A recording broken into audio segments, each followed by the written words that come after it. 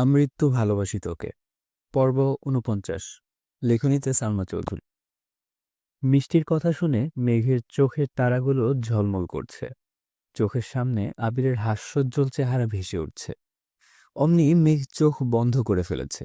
চোখ বন্ধ করা মাত্র আবিরের ধারালো ছুরির ন্যায় দৃষ্টি চোখে লাগল। বক্ষপিঞ্জরে আবদ্ধ হৃৎপিণ্ডটা ছুটে পালাতে চাচ্ছে। সহসা অনুভব হলো উষ্ণ হাওয়া মেঘের কানের লতি ছুঁয়ে গেছে। মেঘের লুকানো অনুভূতিগুলো আজ আকাশে ডানা মেলে উঠতে চাচ্ছে। আনন্দ সাথে লজ্জায় মেঘের চোখ মুখ লাল হয়ে গেছে। বন্যা সুনিপুণ নজরে খেয়াল করল তা। বন্যার ঠোঁটে সহসা হাসি ফুটল। হাসি মুখে মেঘকে উদ্দেশ্য করে বলল, কেউ আবির ভাইয়াকে খবর দে, বান্ধবী আমার নববধূর মতো লজ্জায় নুয়ে পড়ছে। আবির ভাইয়া না আসলে বোধহয় চোখ তুলে তাকাবেই না। বন্যার কথায় মেঘের হুঁশ ফিরে। স্পষ্ট চোখে তাকায় বন্যার দিকে। বন্যার হাস্যোজ্জ্বল মুখ দেখে মেঘ এগিয়ে এসে বন্যাকে জড়িয়ে ধরে লজ্জায় ওড়না দিয়ে মুখ লুকালো। বন্যা ক্ষীণ স্বরে বলল, বেবি, থাক, এত লজ্জা পাইতে হবে না। আমরা তো আর আবির ভাইয়া নই। মিষ্টি বলল, মেঘ, তুই ওনাকে পেলে সত্যিই অনেক ভালো থাকবি। আমি মাত্র কয়েক ঘন্টা ওনার দায়িত্বশীলতা আর যত্ন দেখেই ক্রাশ খেয়ে ফেলছি। সেখানে তুই তো নিজের সর্বক্ষণ সবকিছু অনুভব করিস। মিনহাজ শক্ত গলায় বলে উঠল, তোদের আহ্লাদ দেখে বাঁচি না। এই বন্যা, মেঘের ফোনটা দে, আমার আইডি আনব্লক করি। মেঘ সোজা হয়ে দাঁড়িয়ে বন্যা থেকে নিজের ফোন নিয়ে ব্যাগে রাখতে রাখতে স্বাভাবিক কণ্ঠে বলল, কোনো প্রয়োজন নেই, তুই ব্লক লিস্টেই থাক। কেন? আবির ভাই নিজের হাতে ব্লক দিছেন। আমার পক্ষে আনব্লক করা দুরূহ বিষয়। তাছাড়া আমাকে বেবি বলতে বারণ করা সত্ত্বেও তুই বেবি ডাকছিস। আমি কিছুই করতে পারবো না। এত পাথর কেন তোর? এত পাথর মন কেন তোর? আনব্লক করে দে, আর বলবো না। সম্ভব না, আমি বাসায় যাব, টাটা। মেঘ খুশিতে গদগদ হয়ে সবাইকে রেখে চলে গেছে। গাড়িতে বসে ভাবছে, আবির ভাই কি সত্যিই আমায় পছন্দ করেন, নাকি আমি একটু বেশি ভাবছি। মেঘ বাসায় এসে হাত মুখ ধুয়ে নিচে আসছে। মালিহা খান সোফায় বসে কি যেন পড়তেছিলেন। মেঘকে ঘুরঘুর করতে দেখে ডাকলেন, মেঘ, এদিকে আয়।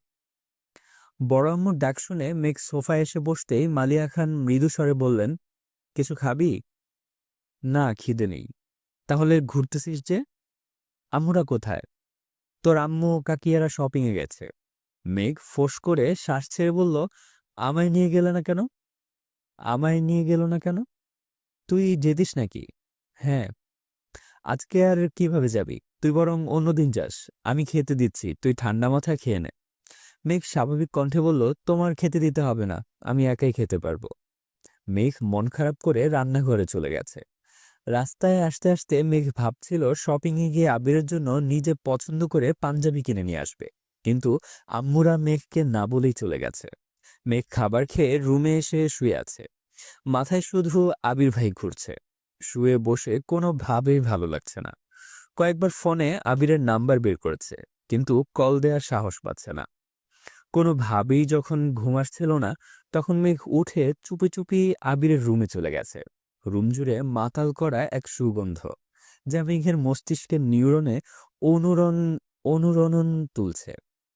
চারপাশে তাকাতে গিয়ে হঠাৎ নজর পড়ে আবিরের স্কাই ব্লু রঙের একটা শার্টের দিকে। মেঘ নিঃশব্দে হেসে এগিয়ে গেল শার্টের কাছে।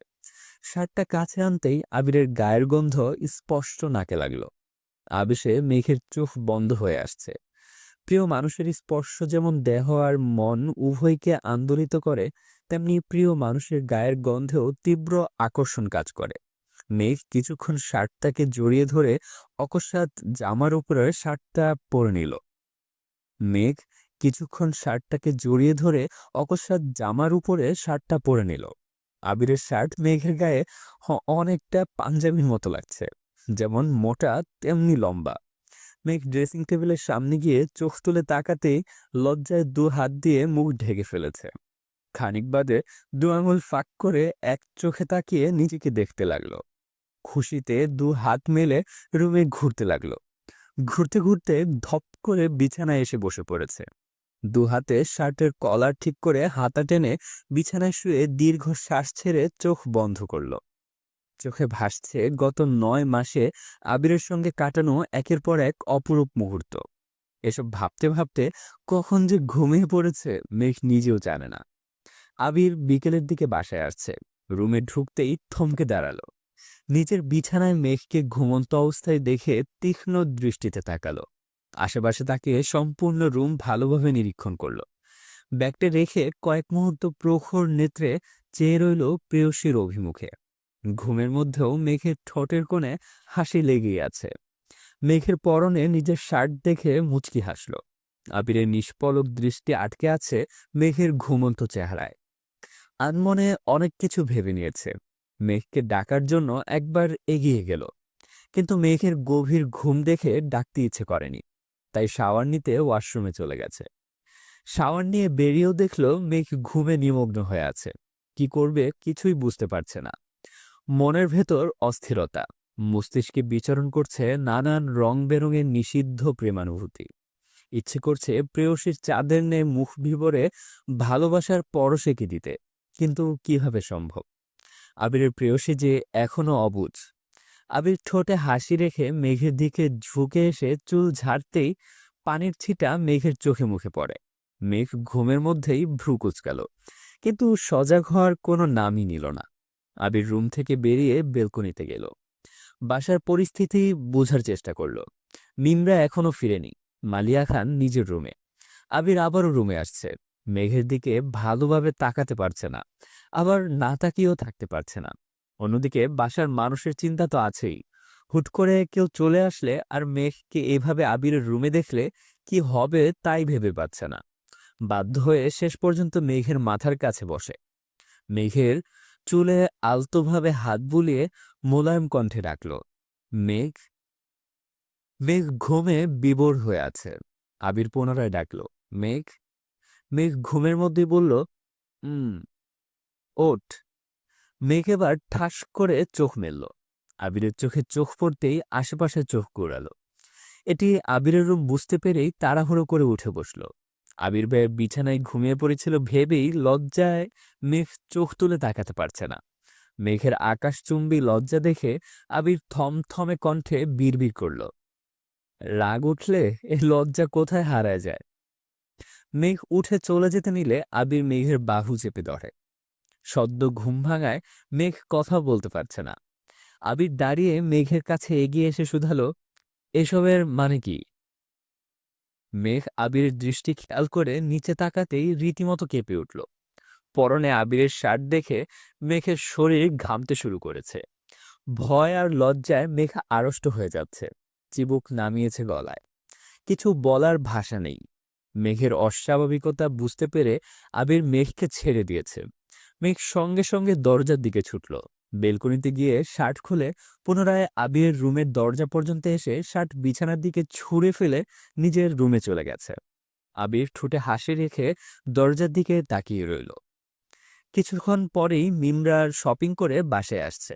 এসে মেঘকে ডাক শুরু করলো। মেঘের জন্য জুতা, থ্রি পিস আরও অন্যান্য প্রয়োজনীয় জিনিস নিয়ে আসছে। মেঘ শপিং খুলে দেখছে। একটা শপিং দেখিয়ে বলল, ওইটাতে কি আছে আম্মু?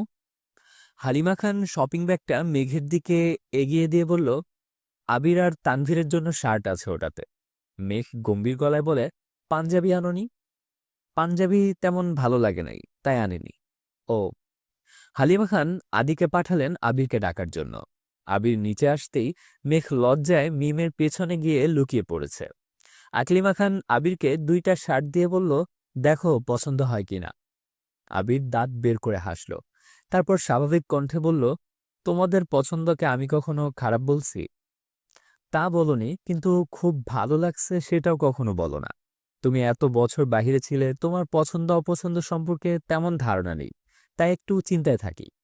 আবির হেসে বলল, তোমরা মাঝে মাঝে এমন ভাবে কথা বলো যেন আমি ভিন গ্রহে ছিলাম, নতুন নতুন পৃথিবীতে পা রাখছি। আবিরের কথা শুনে সবাই একসঙ্গে হেসে উঠল। আবির নীরব দর্শকের মতো সব দেখল। আর মেঘ মিমের আড়ালে থেকে লুকিয়ে লুকিয়ে আবিরকে দেখছে। আবির যতক্ষণ নিচে ছিল মেঘ সামনেই আসেনি। আবির নিজের শার্ট নিয়ে চলে যেতেই মেঘ আবারও সোফায় বসে শুধালো, আম্মু তোমরা আবার শপিংয়ে যাবে কবে? জানি না। কেন মা? আমিও শপিংয়ে যেতাম। তোর ড্রেস পছন্দ হয়নি? হইছে, আমার অন্য কাজ আছে। কবে যাবে বলো? আমরা আবার যেতে যেতে ঈদের সময় যাব। তখন গেলে হবে? না, আমার ইমার্জেন্সি যেতে হবে। তাহলে তানভীর না হয় আবিরের সঙ্গে চলে যাস। আবির এর মধ্যে রুমের শার্ট দুটো রেখে নিচে নামতে নামতে গম্ভীর কণ্ঠে শুধালো, কোথায় যেতে বলছে? ওর নাকি কি শপিং করতে হবে, তাই বলছিলাম তুই না হয় তানভীর নিয়ে যাস। এখন যাবি? মেঘ এপাশ ওপাশ মাথা নেড়ে না করল। মেঘ মনে মনে বিড়বিড় করে বলল, ওনাদের নিয়ে শপিংয়ে যাওয়ার চেয়ে না যাওয়াই ভালো। আচ্ছা, ওনাকে নিয়ে শপিংয়ে যাওয়ার চেয়ে না যাওয়াই ভালো। আবির স্বাভাবিক কণ্ঠে বলল, আমি বাইরে যাচ্ছি, ফিরতে দেরি হবে। বলে আবির চলে গেছে।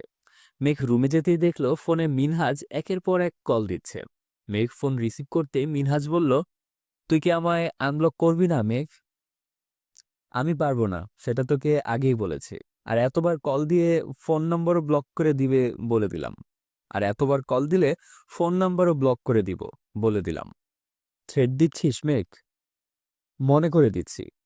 ঠিক আছে, ভালো থাকিস, রাখছি। বাসায় ভালো লাগছিল না বলে আবির আজ রাসেল, রাকিব আর লিমনের সাথে দেখা দেখা করতে আসছে। ওরা তিনজনই সিগারেট খাচ্ছিল। আবির আসতেই লিমন একটা সিগারেট আবিরের দিকে এগিয়ে দিল। আবির শক্ত কণ্ঠে বলল, আমি সিগারেট খাই না। রাসেল ফিক করে হেসে বলল, মজা করছিস নাকি? মজা করার কি হলো? লিমন সিগারেটটা আরো এগিয়ে বলল, আমাদের সাথে ফর্মালিটি করতে হবে না, নে খা। আমি সত্যি খাই না। কবে থেকে?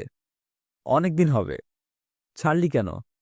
আমার কাদম্বিনী চায় না আমি সিগারেট খাই। রাকিব এবার উদ্বিগ্ন কণ্ঠে বলল, তুই যেন কার জন্য সিগারেট খাওয়া শুরু করছিলি?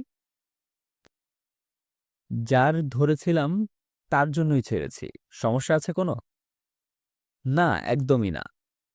রাকিব শুধালো, বাসার সবাই কেমন আছেন? আলহামদুলিল্লাহ ভালো। রাসেল গলা উঁচু করে বলল, আঙ্কেল ঠিক আছেন? আলহামদুলিল্লাহ। লিমন কাপা কাপা কণ্ঠে বলল, তোর এত পরিবর্তনের রহস্য কি? আবির গম্ভীর গলায় বলে, বাবা মায়ের একমাত্র ছেলে হলে এসব পরিবর্তন নিজে থেকেই চলে আসে। চোখের সামনে আব্বু আম্মুর অসুস্থতা, বুকের ভেতর প্রেয়সীর গভীর অনুরক্তি সব আড়াল করতে নিজের সঙ্গে প্রতিনিয়ত লড়াই করতে হয়। এই আর কি। রাসেল শীতল কণ্ঠে বলল, মেঘের কথা বাসায় জানাবি না? কিভাবে জানাবো? আব্বু হার্ট অ্যাটাকের হাত থেকে কোনো রকমে বেঁচে ফিরেছেন। এই অবস্থায় আব্বুকে প্রেশার দেওয়ার মতো পরিস্থিতি কোনোভাবেই তৈরি করা যাবে না। আর আমার শ্বশুর যে মানুষ, আমার মুখে নিজের মেয়ের নাম শুনলেই আগুনে ঘি ডালার মতো চেপবেন। আবির পুনরায় নিরুদ্বেগ কণ্ঠে বলল, আজ একমাত্র ছেলে না হইতাম, আরেকটা ভাই থাকতো, তাহলে আমাকে কখনো কোনো কাজে পিছপা হতে হতো না। রাকিব করুণ স্বরে শুধালো, ফুপ্পির বিষয়ে বাসায় কোনো সিদ্ধান্ত হয়নি? আবির বিরক্তি নিয়ে বলল, এখনো কিছুই হচ্ছে না। আমি আব্বু চাচ্চুকে ইনডাইরেক্টলি বলেছি, কিন্তু তাদের দিক থেকে তেমন রেসপন্স পাচ্ছি না। কি ভাবছিস? কিভাবে কি করবি? আমি জানি না। আবির অনেক রাত পর্যন্ত আড্ডা দিয়ে বাসায় আসছে। মেঘ বেলকনিতে দাঁড়িয়ে বরাবরের মতো আবিরের জন্য অপেক্ষা করছিল। আবির বাসায় ঢুকতেই দেখল আলী আহমদ খান সোফায় বসেছিলেন। আবিরকে আসতে দেখে শক্ত কণ্ঠে বললেন, তোমার সাথে একটু দরকার আছে। আবির সহসা দাঁড়িয়ে পড়েছে। স্বাভাবিক কণ্ঠে বলল, জি বলুন। তোমার ফুপ্পির বিষয়ে কিছু ভেবেছ? মুখে হাসি নিয়ে আবির বলল, আমি কি ভাবব? তোমার ফুপ্পির বিষয়ে তুমি ভাববে না? তোমার ফুপ্পির বিষয়ে তুমি ভাববে না? এবারই বড় ছেলে হিসেবে তোমার তো কিছু দায়িত্ব আছে। আবির মলিন হেসে বলল, আপনারা যা সিদ্ধান্ত নেবেন তাই হবে। আলী আহমদ খান শান্ত স্বরে বললেন, ঠিক আছে, রুমে যাও তুমি। আজ মেঘ ভার্সিটিতে আসতেই মিষ্টি উত্তেজিত কণ্ঠে বলল, কিরে মেঘ, আবির ভাইয়ের সঙ্গে কথা হলো? কি কথা বলবো? মিনহাজকে ব্লক করার কারণ জিজ্ঞেস করিসনি? মেঘ আমতা আমতা করে বলল, এত সাহস আমার নেই। সাহস না দেখালে কিছু জানতেও পারবি না। মেঘের হঠাৎ ধীর কণ্ঠে প্রশ্ন করল, উনি আমায় ভালো না বাসলে কি করব? তামিম হেসে বলল, ওনাকে ভুলে যাবি। মেঘ ভ্রুকুচকে কঠিন স্বরে বলল, তোরে ভুলে যাব, দূর হ হারামি। মিনহাজ অভিভূতের ন্যায় নিষ্পলক মেঘের দিকে কিছুক্ষণ তাকিয়ে থেকে বলল, তোর অনুমতি দিলে আমি একটা প্ল্যান দিতে পারি। বন্যা শক্ত কণ্ঠে বলল, কিসের প্ল্যান? মিনহাজ ধীরস্থির কণ্ঠে সবটা প্ল্যান বলেছে। মিষ্টিরা বলার সঙ্গে সঙ্গে রাজি হয়ে গেছে। মিষ্টিদের উত্তেজনা দেখে মেঘও মোটামুটি রাজি হয়েছে, কিন্তু বন্যা কোনোভাবেই রাজি হচ্ছে না।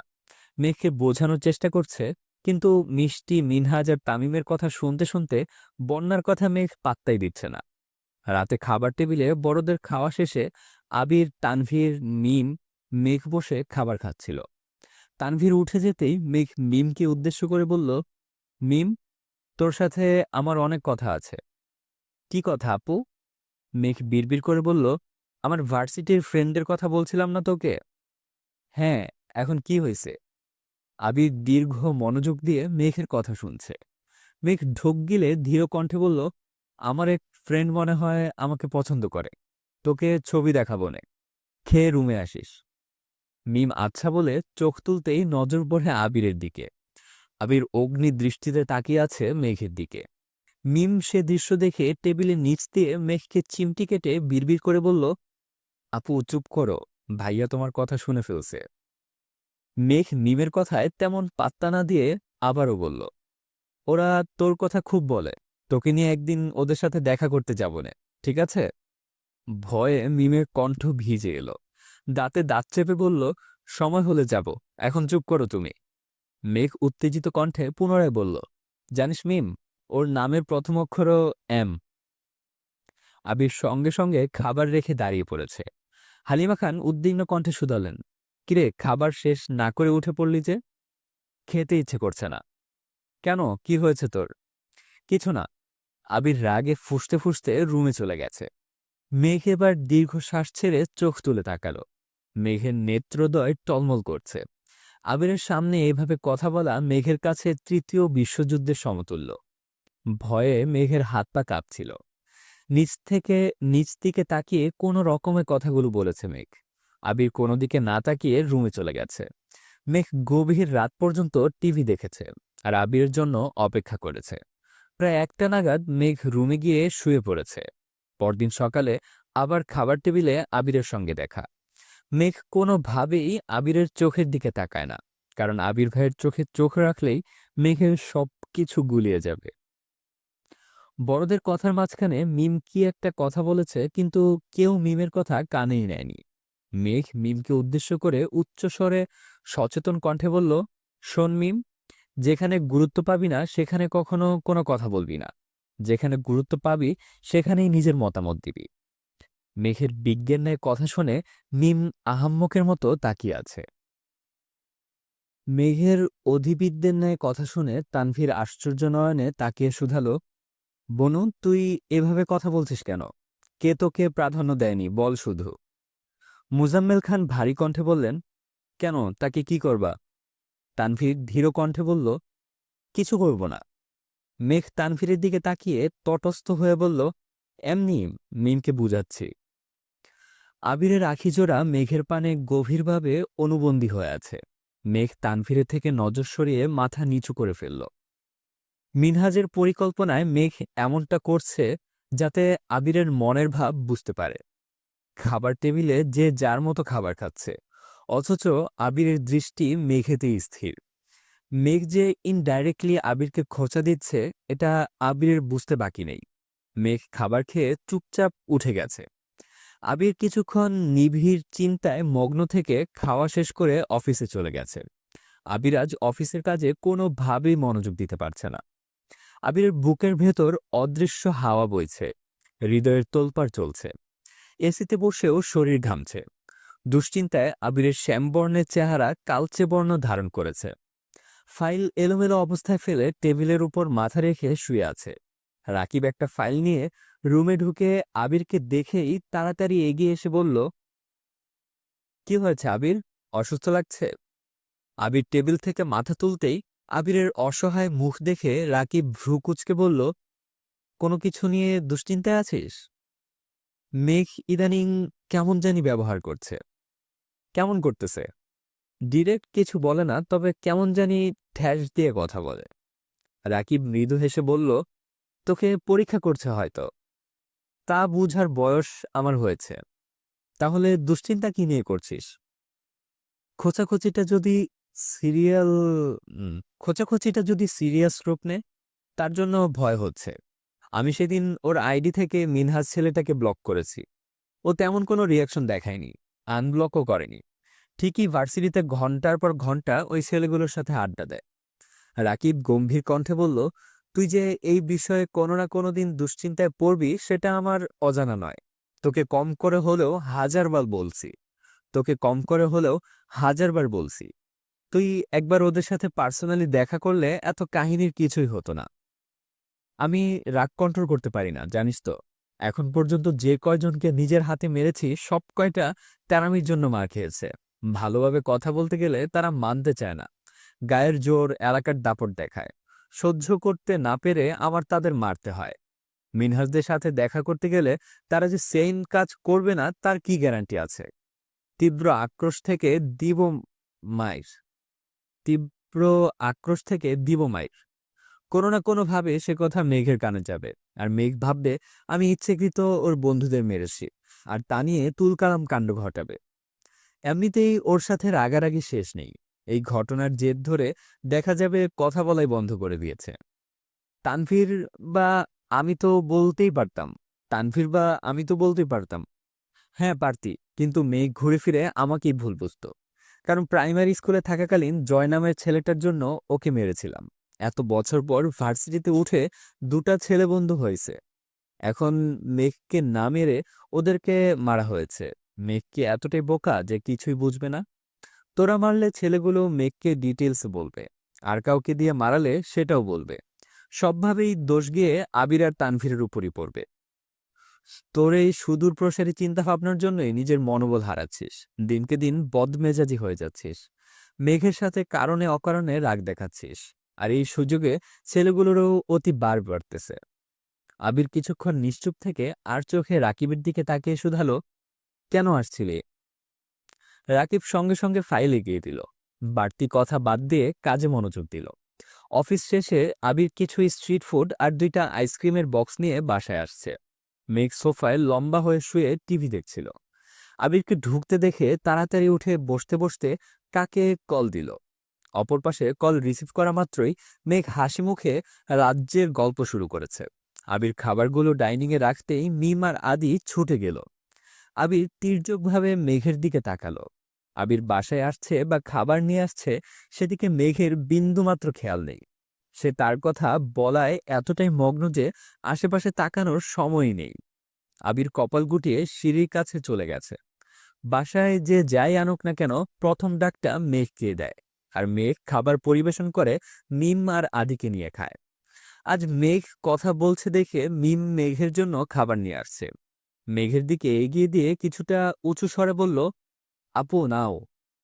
মেঘ অন্যদিকে তাকিয়ে ধমকের স্বরে বলল, দেখছিস না কথা বলছি, এখন আমার এসব খাওয়ার সময় নেই। আবির সিঁড়ি থেকে সে দৃশ্য দেখে রাগে ধপাধপ পা ফেলে রুমে চলে গেছে।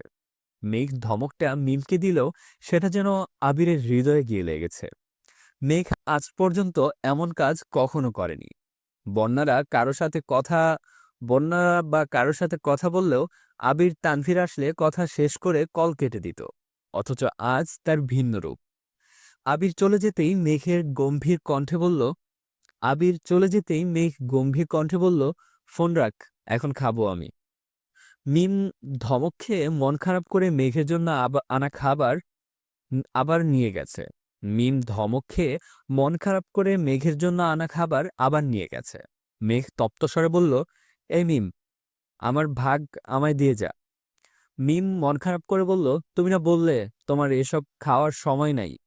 সময় ছিল না, এখন আমার অফুরন্ত সময়, সবগুলো আমার কাছে নিয়ে আয়।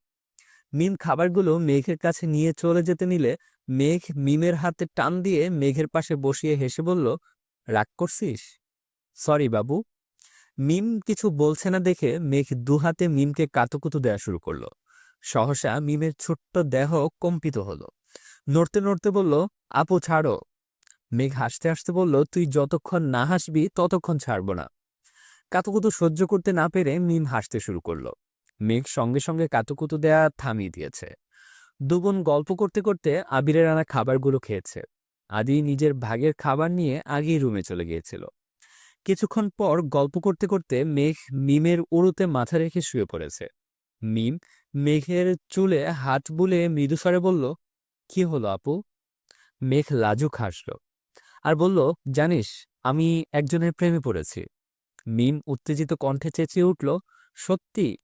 কার? মেঘ দুহাতে মুখ লুকিয়ে বলল, বলা যাবে না।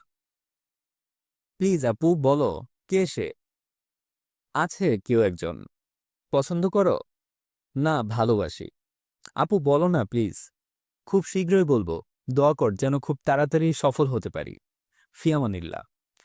আবির রুমে ঢুকে ডিরেক্ট ওয়াশরুমে চলে গেছে। প্রায় 1 ঘন্টা যাবৎ ওয়াশরুমের ঝর্ণার নিচে দাঁড়িয়ে আছে। ক্রোধে দু চোখ রক্তাভ হয়ে আছে। মনে হচ্ছে শরীরে রক্ত টকবক করে ফুটছে। কপালের দুপাশের রগ দুটা অবিরাম কাঁপছে। মস্তিষ্কে রক্ত সঞ্চালন বেড়ে গেছে। ঘণ্টাখানেক পর ওয়াশরুম থেকে বেরিয়ে ভেজা শরীরে একটা ট্রাউজার আর টি শার্ট পরে নিচে আসছে। মেঘ তখনও মিমের কোলে মাথা রেখে খুশগল্পে মেতে আছে। আবিরকে নামতে দেখে মেঘ তৎক্ষণাৎ উঠে বসল। আবির নিচে এসে ওদের পাশের সোফায় বসেছে। আবিরকে দেখে মিম নড়ে চড়ে বসল। আবির দুহাত দুদিকে ছড়িয়ে সোফায় হেলান দিয়ে বসল। হাতের লোমের গোড়ায় এখনো বিন্দু বিন্দু পানি জমে আছে। ভেজা চুলগুলো কপাল ঢেকে ভ্রু থেকেও নেমে পড়েছে। চুলের আগা থেকে অবিরত মুক্তার মতো পানির বিন্দু আবিরের টি শার্টে পড়ছে। মেঘ এক পলকের জন্য তাকাতেই সর্বাঙ্গে কারেন্টের ন্যায় শক লাগল। সঙ্গে সঙ্গে বুকের ভেতর ধুকপুক শুরু হয়ে গেছে। মেঘ চোখ সরিয়ে নিয়েছে। আবির মিমকে উদ্দেশ্য করে বলল, রুম থেকে আমার ফোনটা নিয়ে আয়। কথাটা বলা মাত্র মিম উঠে গেছে। মেঘ সোফার কর্নারে গুটিসুটি মেরে বসে আছে। মিম যেতেই মেঘ তাড়াতাড়ি করে ফোন হাতে নিয়ে কি যেন করতে লাগল। আবির নীরের দৃষ্টিতে মেঘের পানে চেয়ে আছে। মেঘ ফোন চাপতে পারছে না, ভয়ে হাত কাঁপছে। আবির গম্ভীর কণ্ঠে বলল, তোর কি মনে হচ্ছে না তুই প্রাপ্ত স্বাধীনতার অপব্যবহার করছিস?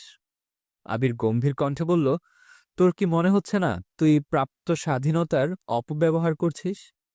মেঘ চিবুক নামিয়ে চুপচাপ বসে আছে। মেঘের নিস্তব্ধতা আবিরের রাগ দ্বিগুণ বাড়িয়ে দিয়েছে। আবির রেগে বলল, কথা বলছিস না কেন? মেঘ কিছু না বলে উঠে যেতে নিলে আবির রাগান্বিত কণ্ঠে হুঙ্কার দিল, আমি তোকে কিছু জিজ্ঞেস করছি মেঘ, কথা কানে যায় না তোর? মেঘ কাপা কাপা কণ্ঠে বলল, আমার একটা ইম্পর্টেন্ট কল আসছে। বলেই মেঘ কল রিসিভ করে কানে ধরতে ধরতে সিঁড়ি দিয়ে উঠে গেছে। মেঘের কথাটা আবিরের মনে আগুনে ঘি ঢালার মতো কাজ করেছে। আবির ভ্রুযুগল নাকের গোড়ায় টেনে তীক্ষ্ণ দৃষ্টিতে মেঘের গমন পথে তাকিয়ে রইল। অকস্মাৎ পাশে রাখা একটা ফুলদানি দেয়ালে এক প্রকার ছুঁড়ে মারল। শব্দে মেঘের পা সেকেন্ডের জন্য থমকে গেছে। তবুও তা বুঝতে না দিয়ে রুমের দিকে চলে গেছে। মিম ফোন নিয়ে নিচে আসছে। ফোন আবিরকে দিতে গিয়ে আবিরের রক্তলাল আখিযুগল দেখে ভয়ে ঢোক গিলল। কোনো রকমে ফোন দিয়ে দৌড়ে আম্মুর রুমে চলে গেছে। আবির সেই যে বেরিয়েছে, সারা রাতেও বাসায় ফেরেনি। মেঘ অপেক্ষা করতে করতে বেলকনিতেই ঘুমিয়ে পড়েছিল। ভোরবেলা হঠাৎ ঘুম ভাঙতে মেঘ থতমত খেয়ে ওঠে। তাড়াতাড়ি রুম থেকে বেরিয়ে আবিরের রুমে গেল। আবির রুমে দেখেই মেঘের বুক কেঁপে উঠেছে। ভোরবেলায় বাসার বাহিরে গিয়ে দেখে আসছে আবিরের বাইক আছে কিনা। এত সকালে কি করবে কিছুই বুঝতে পারছে না। আবিরকে কল দেওয়ার মতো সাহসও পাচ্ছে না। সকাল 7টা থেকেই মেঘ খাবার টেবিলে বসে আছে। আবির ফিরলে যেন দেখতে পারে, কিন্তু আবিরের ফেরার নাম গন্ধ নেই। সবাই খেতে বসছে। আবির নেই দেখে আলী আহমদ খান প্রশ্ন করলেন, আবির কোথায়, উঠেনি? তানভীর গলা খাকারি দিয়ে ধীর কণ্ঠে বলল, ভাইয়া রাকিব ভাইয়াদের বাসায়। কেন? অফিসের কাজে গেছিল, রাতে আর ফেরেনি। আলী আহমদ খান ভারী কণ্ঠে বললেন, কাজ কাজের জায়গায় থাকবে, তার সাথে বাসায় না ফেরার কি সম্পর্ক? তানভীর আর কিছু বলল না। বড় আব্বুর সাথে যুক্তিতে সে কুলাতে পারবে না। তার থেকে কথা না বলাই শ্রেয়। মেঘ নিস্তব্ধ আখিতে তানভীরের দিকে তাকিয়ে আছে। মেঘ স্পষ্ট বুঝতে পারছে আবির ভাই তার উপর রাগ করেই বাসা থেকে চলে গেছেন। বাসায় মানুষ যাতে চিন্তা না করে তার জন্য তানভীর ভাইয়া কাজের কথা বলেছেন। মেঘ অল্প খেয়ে রেডি হয়ে ভার্সিটিতে চলে গেছে। রাতে ঠিকমতো ঘুম না হয় মেঘের চোখ ঘুমে টলছে। অর্ধ ঘুমে থেকেই ক্লাসগুলো শেষ করেছে। ক্লাস শেষ হতেই বন্যা শুধালো, কিরে, তুই কি রাতে ঘুমাসনি? চোখ ফুলে আছে কেন? ঘুমাইছি, অল্প। লিজা এসে উত্তেজিত কণ্ঠে বলল, কিরে বান্ধবী, কি অবস্থা? কি অবস্থা হবে? এর মধ্যে মিনহাজ, তামিম, সাদিয়া, মিষ্টিও আসছে। মেঘ নিরেট কণ্ঠে জানালো, আমি তোদের কথা আর শুনতে পারবো না। সাদিয়া ভ্রুকুচকে বলল, কেন?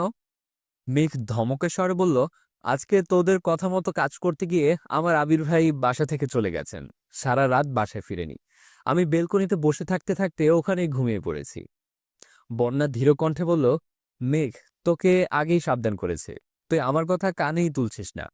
আবির ভাইকে তুই চিনিস না। ওরা নাচতাছে আর তুইও তাতে তাল দিচ্ছিস।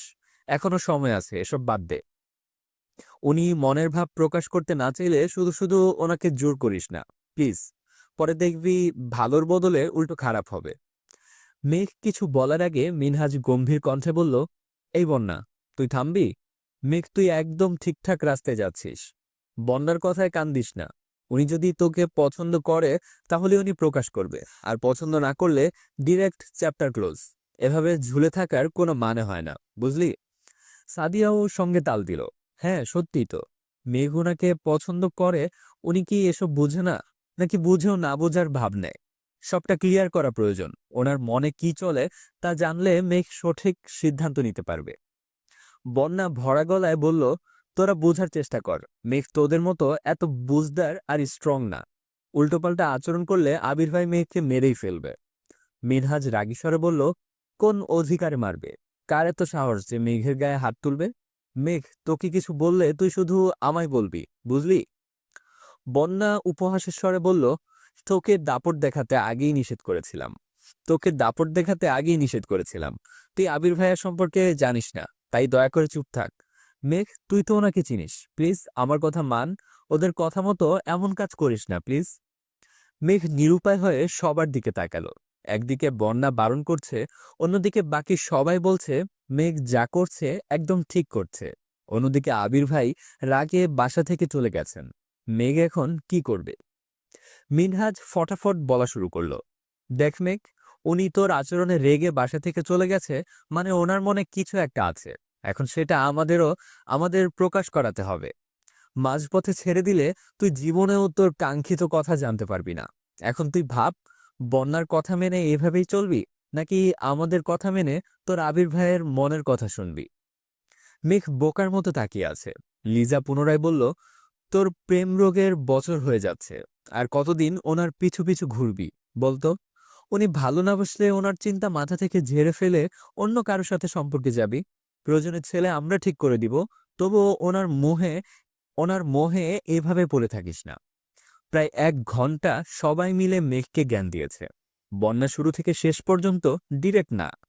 মেঘ যাতে এমন কাজ কোনোভাবেই না করে। অথচ মেঘ বাকিদের কথা শুনে রাজি হয়ে গেছে। বন্যা যেতে যেতে আরো কিছুক্ষণ মেঘকে বুঝালো, কিন্তু মেঘের মাথায় কিছুই ঢুকল না।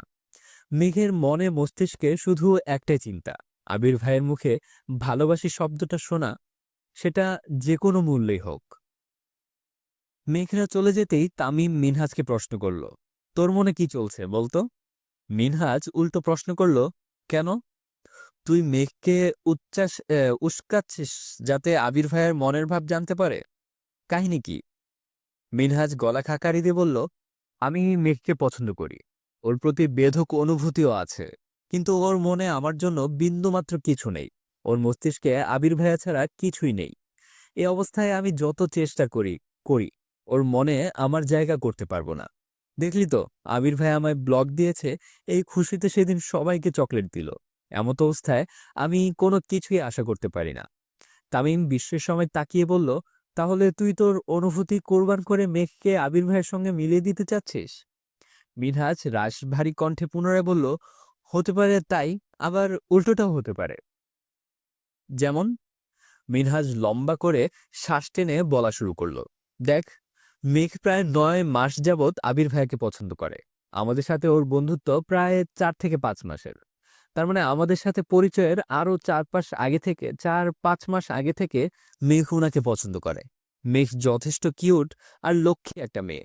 যে কেউ এক দেখায় ওর প্রেমে পড়বে। সেখানে উনি তো এক বাড়িতে থাকেন। এই ৯ মাসেও কি উনি মেঘকে খেয়াল করেননি? অবশ্যই করেছেন এবং মেঘের অনুভূতিও বুঝেছেন। তবে প্রকাশ করছেন না। কেন? হতে পারে ওনার জীবনে অন্য কেউ আছে, উনি তার সাথে কমিটেড, আবার মেঘের প্রতিও ওনার সফট কর্নার আছে। এজন্য আমি মেঘের মাধ্যমে আবির ভাইয়াকে উস্কাচ্ছি। এই সুযোগে মেঘের সাথে আমার রেগুলার কথা হচ্ছে এবং সম্পর্ক গাঢ় হচ্ছে। বাই চান্স আবির ভাই রেগে মেঘের উপর রিয়েক্ট করলে মেঘ আমাকেই বলতে আসবে। তখন আমি ওকে বুঝিয়ে শুনিয়ে আমার দিকে আকৃষ্ট করব।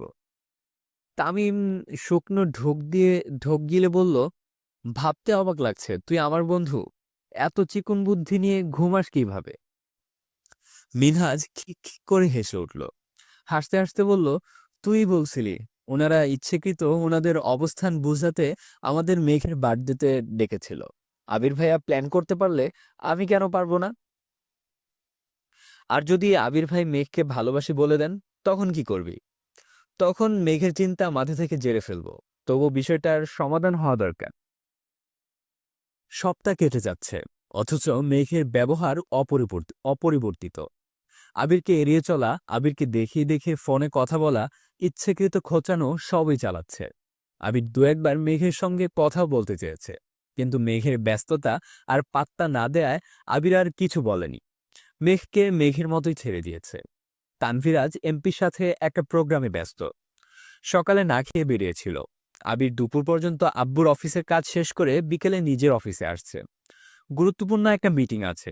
সকালে থাকতে পারবে না বলে মিটিং বিকেলে রেখেছিল। ইদানিং মেঘের উড়নচণ্ডী চলাচলে আবিরের মনের সাথে সাথে কাজেও তার প্রভাব পড়ছে। মিটিং গত সপ্তাহে হওয়ার কথা ছিল, আবির সেটা পেছাতে পেছাতে আজ পর্যন্ত টেনে এনেছে। আব্বু চাকচুর সামনে স্ট্রংভাবে কাজ করলেও নিজের অফিসে এসেই সম্পূর্ণ ভেঙে পড়ে। আজ নিজেকে শক্ত রাখতে ফোন বন্ধ করে ড্রয়ারে রেখে দিয়েছে। নিজের রুম ছেড়ে ল্যাপটপ নিয়ে রাকিবের রুমে কাজ করছে। রাসেল দুপুর পর্যন্ত অফিস করেছে। আজ তার গার্লফ্রেন্ডের জন্মদিন, তাই দুপুরের দিকে চলে গেছে। প্রায় ২ ঘন্টা আবিরদের মিটিং চলল। মিটিং শেষে রাকিব বের হতে হতে পকেট থেকে ফোন বের করতেই দেখল রাসেল ১০ বার কল দিয়েছে। রাকিব কল ব্যাক করতেই রাসেল আতঙ্কিত কণ্ঠে বলল, ওই, আবির কই? আবিরকে তাড়াতাড়ি নেটে আসতে বল। কেন, কি হয়েছে? তুই আবিরকে বল। বলেই রাসেল কল কেটে দিয়েছে। রাকিব আবিরকে বলা মাত্র আবির রুমে গিয়ে ফোন খুলে নেটে ঢুকতেই রাসেলের মেসেজ আসছে, সাথে ছবিও। ছবিতে চাপ দিতে দেখল মিনহাজ বেশ কয়েকটা লাল গোলাপ হাতে হাঁটু গেড়ে বসে মেঘের সামনে ফুল ধরে রেখেছে। মেঘ ফুলগুলোর দিকে তাকিয়ে আছে। বন্যা, মিষ্টি, সাদিয়া, লিজা, তামিম সবাই পাশে দাঁড়ানো। ছবিটা দেখা মাত্র আবির ধপ করে চেয়ারে বসে পড়েছে। রাকিব ক্লায়েন্টদের সাথে কথা বলায় ব্যস্ত। আবির কয়েক মুহূর্তের মধ্যে বাইকের চাবি নিয়ে বেরিয়ে যাচ্ছে। রাকিব পেছন থেকে ডেকে বলল, কোথায় যাচ্ছিস? আবির উত্তর না দিয়ে বেরিয়ে গেছে। রাসেলকে কল দিয়ে জায়গাটা জেনে দ্রুত পৌঁছালো সেখানে। মেঘদের কাছাকাছি গিয়ে বাইকের ব্রেক কষল।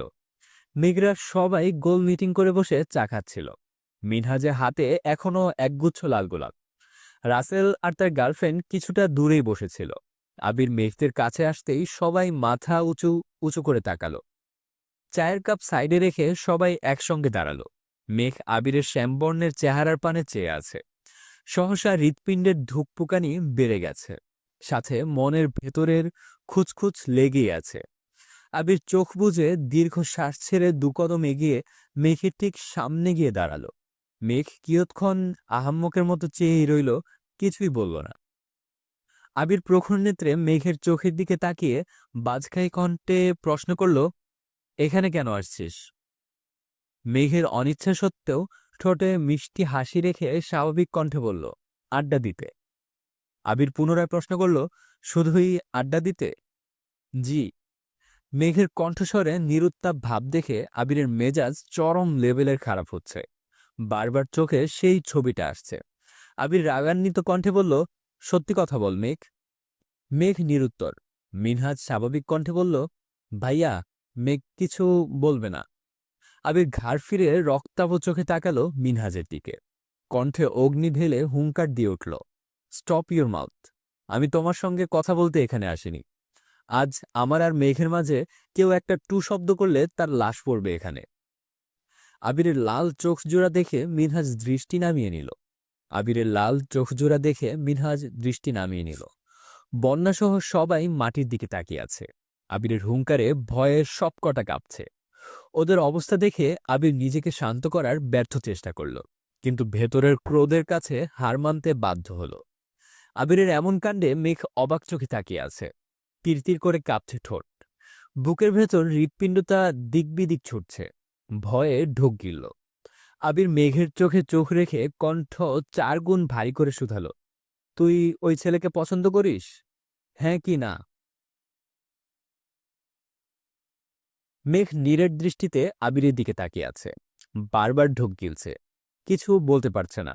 মেঘ সহসা তাকালো ওদের দিকে। মিষ্টিরা চোখে ইশারা দিয়ে হ্যাঁ বলতে বলল। আবির ভাইয়ের মনের কথা জানার এর চেয়ে উত্তম উপায় আর নেই। মেঘের শ্বাস আটকে যাচ্ছে। শ্বাসনালীতে তুফান চলছে। কি করে বলবে এত বড় মিথ্যাটা? আবির মেঘের বাহুতে চেপে ধরে বাজখাই কণ্ঠে চিৎকার করল, তাকা এদিকে। মেঘের দেহ আবারও কম্পিত হল। সঙ্গে সঙ্গে তাকালো আবিরের চোখের দিকে। রক্তাভ দু চোখ থেকে যেন আগুন বের হচ্ছে। সে আগুনে মেঘের হৃদয় পুড়ে ছারখার হয়ে যাচ্ছে। মিনহাজদের শেখানো প্রতিটা কথা মেঘের মাথায় ঘুরছে।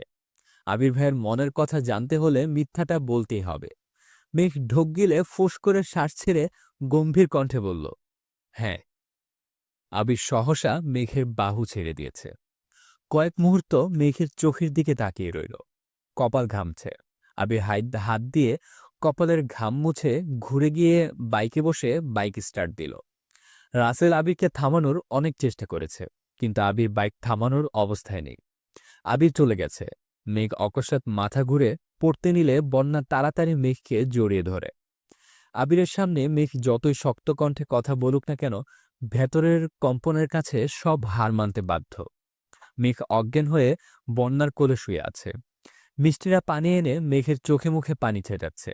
এর মধ্যে রাকিব আসছে। আবির কল না ধরায় রাকিব রাসেলকে কল দিয়েছিল। রাসেল সবটা বলাতে রাকিব সঙ্গে সঙ্গে অফিস ছুটি দিয়ে রওনা দিয়েছে। তানভীরকেও সব জানিয়েছে। রাকিব বাইক থামিয়ে আতঙ্কিত কণ্ঠে শুধালো, আবির কোথায়? আবির চলে গেছে। কোথায়? জানি না। রাকিব উদ্বিগ্ন কণ্ঠে চেঁচিয়ে উঠল, তুই ওকে আটকাতে পারলি না? ও কি আমার কথা শোনার মানুষ? চেষ্টা তো করেছি। ওদের কথোপকথনের মধ্যেই তামি ওদের কথোপকথনের মধ্যেই তানভীর বাইক থেকে নেমে রাগান্বিত কণ্ঠে বলল, ভাইয়া কোথায়? রাকিব মৃদুস্বরে বলল, ও বাইক নিয়ে চলে গেছে। তানভীর আগপাছ না ভেবে মিনহাজকে এলোপাথারি মাইর শুরু করল। তামিম বাঁচাতে আসলে তামিমের গায়েও বেশ কিছু মাইর পড়েছে। রাকিব রাসেল তাড়াতাড়ি গিয়ে তানভীরকে টেনে হিঁচড়ে সরিয়ে আনল। দুজনে মিলেও তানভীরকে আটকে রাখতে পারছে না। মাইরের চোটে মিনহাজের হাতের ফুলগুলো মাটিতে পড়ে গেছে। মিনহাজের রাগ দিয়ে রক্ত বের হচ্ছে। মিনহাজের নাক দিয়ে রক্ত বের হচ্ছে। রাকিব আর রাসেল তানভীরকে শান্ত করে গম্ভীর কণ্ঠে বলল, তুই মেঘকে নিয়ে বাসায় যা।